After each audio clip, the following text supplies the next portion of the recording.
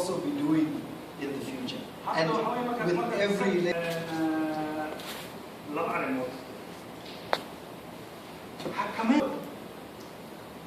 la socodka processka waxaan socdo qaabkay u socdaan saxmiya qalabkiya la socodkiisa waa hal qaabka kale waxa weeyaan hagaajina ay tahay wada shaqeynta dhexdeeda.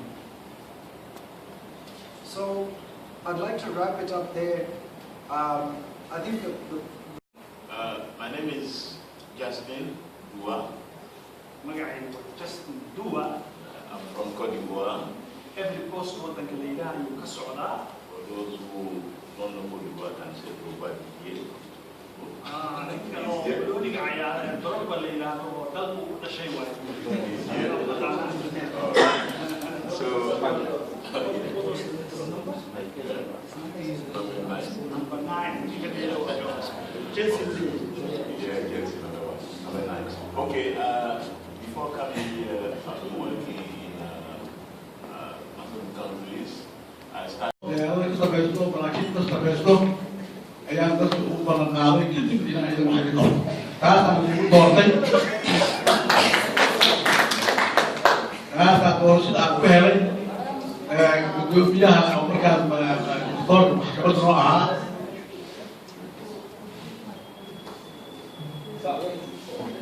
gudoomiyaha markaas oo guddiga maxkamadda sare dimuqraadiga Afrika mar labaad waxaan u mahadcelinaynaa walaalkeena Haama ay tuulaysa labada sano nala joogay iyo gabadheena aan ka dhicin oo fanaani la yiraahdo iyo Cabdi Fataax iyo Maxamed inta waa mahadcelinaynaa wadada labada sano waxaan soo dhaweynaynaa walaalkeen Justin waxaad joogtaa waddankaagii every coast haddaad joogtay every coast Soomaaliya every coast waanu kugu soo dhaweynaynaa si aan Haama ula shaqeynay si ka daran oo ula shaqeyn doono insha Allah عامل وحلينا كم مقدمة كان قاعد مشبيعة وحلينا سولو وحبذا أي مقطع جيل كنا أنتوا نلجوه ككلا هذا اللي منه واحد جعلنا إنه أنت كسي وذا ماشي أو كسي نقاجيم سامع وحلينا يهمبل يوم ماشي تكتب خير الله كعلى كل يوم بس بوصول ويننا أدينا وذا شقي ونكسر إن شاء الله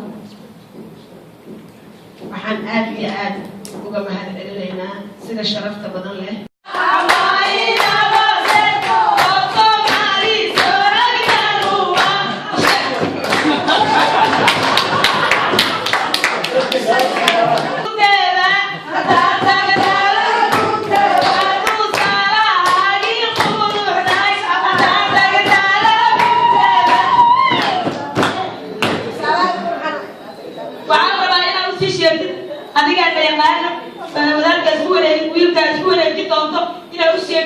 Somali waa fiican tahay dhaqan ay leeyihiin dhaqankooda waxa waaye qofkii dhexdiisa